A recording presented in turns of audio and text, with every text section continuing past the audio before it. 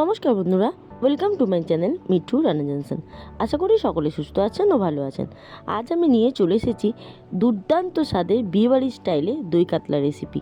অনেকেই জানেন, কিন্তু আমি কীভাবে করছি তা আমি আপনাদের সাথে শেয়ার করছি। দেখতে থাকুন, আশা করি ভালো লাগবে। এইভাবেই কিন্তু বিয়েবাড়িতে বা অনুষ্ঠান বাড়িতে দই কাতলা হয়ে থাকে। অতি অবশ্যই আমার ভিডিওটি ফুল ওয়াচ করবেন এবং আমার সাথে থাকবেন।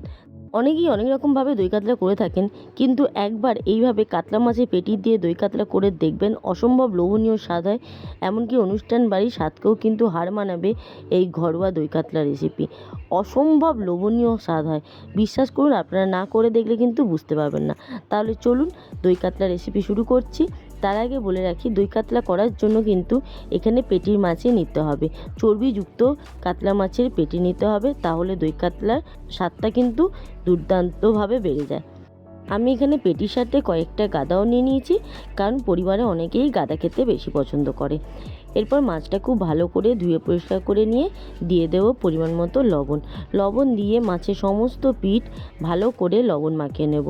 মাছের সমস্ত দিকটা খুব সুন্দরভাবে লবণ মাখিয়ে রেখে দেবো মিনিট 10-15 ম্যারিনেট হতে। আর কিছুরই প্রয়োজন নেই, হলুদ দেওয়ার কিন্তু কোনো প্রয়োজন নেই। লবণ দিয়ে মাছ খুব ভালো করে মাখিয়ে রেখে দেবো মিনিট 10-15। 10 মিনিট বাদে ফিরে এলাম। এবার গ্যাসে একটা প্যান বসিয়ে দিয়ে দেবো রিফাইন অয়েল বা সাদা তেল। আপনারা চাইলে সর্ষে তেলেও করতে পারেন। সাদা তেলটা খুব ভালো করে গরম করে নেব। গরম করে একে একে সমস্ত মাছগুলো খুব সুন্দরভাবে উল্টে পাল্টে ভেজে নেব। তেল কিন্তু খুব ভালো করে গরম করেই মাছ দিতে হবে, নয়তো মাছ লেগে যাবার চান্স থাকে। খুব সুন্দরভাবে তেলটা গরম হয়ে এলে একে একে মাছগুলো খুব সুন্দরভাবে উল্টে পাল্টে লালচে করে ভেজে নেব। দেখুন, মাছের একটার দিক খুব সুন্দর লালচে করে ভাজা হয়ে গেছে। এবার অপর দিকটাও উল্টে উল্টে খুব সুন্দরভাবে লালচে করে ভাজা করে নেব। এইভাবে লালচে করে ভেজে নিতে হবে। হলুদ কিন্তু একদমই দেওয়া যাবে না। দই কাতলা যেহেতু সাদাই, দই কাতলাটা বেশি ভালো লাগে। মাছটা দেখুন কত সুন্দরভাবে কড়া করে একটা দিক ভাজা হয়ে গেছে। এইভাবে আরেকটা দিকও সুন্দরভাবে ভেজে নেব। খুব সুন্দরভাবে দুটো দিক কিন্তু ভাজা হয়ে গেছে। এবার সমস্ত মাছগুলো একে একে তেল থেকে তুলে নেব। খুবই কম সময়ে যৎসামান্য উপকরণ দিয়ে কিন্তু দারুণ সুস্বাদু হয়। একদম বিয়েবাড়ির স্টাইলে হয়, একদম অনুষ্ঠান বাড়ির মতো স্বাদও হয়।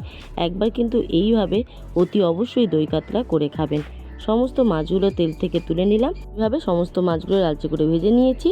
এবার প্যানের অবশিষ্ট তেলের মধ্যে দিয়ে দেব জিরে, তেজপাতা আর গোটা গরম মশলা।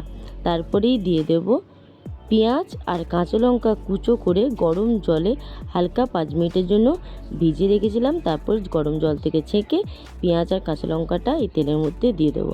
গরম জলে দিয়ে দিলে পেঁয়াজের মধ্যে যে কাঁচা গন্ধটা থাকে সেটা কিন্তু চলে যায়। এইভাবে গরম জলে পেঁয়াজ আর কাঁচা লঙ্কা হালকা করে ছেঁকে নেবেন, তাহলে দেখবেন এই দই কাতলার স্বাদ কিন্তু অপূর্ব হয়। পেঁয়াজ আর লঙ্কাটা ভাজাতে থাকুক, ততক্ষণ একটা পেস্ট তৈরি করে নেব।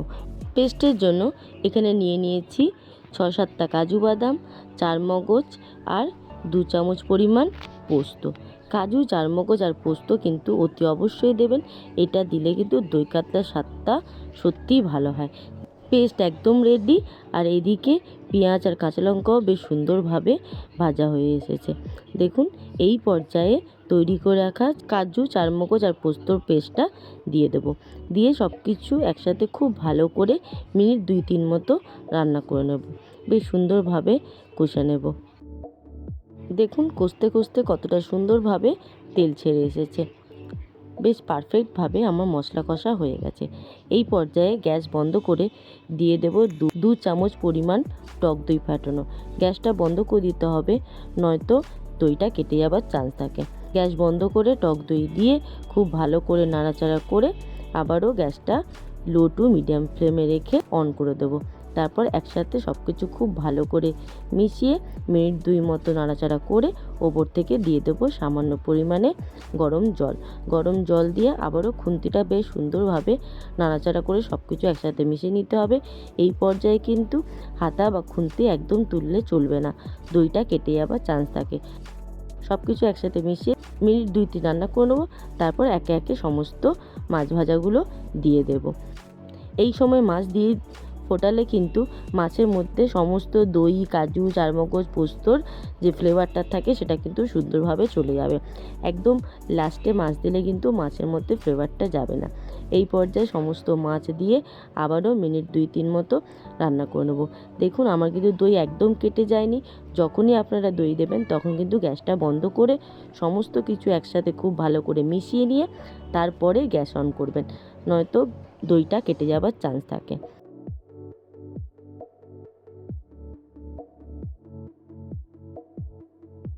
মিনিট 3-4 ফুটিয়ে নেবার পর ওপর থেকে দিয়ে দেবো সামান্য পরিমাণে চিনি, আর দিয়ে দেবো পরিমাণ মতো লবণ। লবণটা লাস্টেই দিতে হবে, নয়তো দইটা কেটে যাওয়ার চান্স থাকে। লবণ আর মিষ্টি দিয়ে দিলে স্বাদটা কিন্তু দুর্দান্ত আসে। দই পড়ছে যেহেতু চিনিটা দিলে দইয়ের স্বাদটা কিন্তু খুব সুন্দরভাবে বজায় থাকে। এরপর দিয়ে দেবো সামান্য পরিমাণে গোলমরিচের গুঁড়ো। আপনারা চাইলে শাহি গরম মশলাও দিতে পারেন, আর চাইলে কেওড়া জলও সামান্য পরিমাণে দিতে পারেন। কেওড়া জলের গন্ধটা খুব উগ্র বলে আমি স্কিপ করলাম। এরপর সব কিছু একসাথে মিশিয়ে গ্যাস বন্ধ করে দিয়ে মিনিট 3-4 মতো স্ট্যান্ডিং টাইমে রেখে দেবো। দেখুন গ্রেভিটা কতটা পরিমাণ থিকনেস আছে, এই রকমই থিকনেস থাকতে হবে। ব্যাস 3-4 মিনিট স্ট্যান্ডিং টাইমে রেখে গরম গরম সার্ভ করে দেবো আজকের রেসিপি দই কাতলা। আমার আজকের এই দই কাতলা রেসিপি আপনাদের কেমন লাগলো অতি অবশ্যই আমাকে কমেন্ট করে জানাবেন। ভালো লাগলে একটি লাইক করে দেবেন, আর আমার চ্যানেলে নতুন বন্ধু হয়ে থাকলে আমার চ্যানেলটি সাবস্ক্রাইব করার অনুরোধ রইল। সাবস্ক্রাইব করে পাশে বেল আইকনটিতে ক্লিক করে অল নোটিফিকেশানটা অন করে দেবেন, তাহলে যখনই যা দেবো তৎক্ষণাৎ আপনাদের কাছে পৌঁছে যাবে। আর আমার পুরনো বন্ধুদের জানাই অসংখ্য ধন্যবাদ। এইভাবেই আমার সাথে থাকবেন এবং পাশে থাকবেন। আজ তাহলে আসি, খুব শীঘ্রই দেখা হবে আরেকটি অন্য কোনো নতুন রেসিপি নিয়ে। ততক্ষণ ভালো থাকবেন, সুস্থ থাকবেন এবং সাবধানে থাকবেন, আর এইভাবেই আমার পাশে থাকবেন। এতক্ষণ আমার সাথে থাকার জন্য অসংখ্য ধন্যবাদ।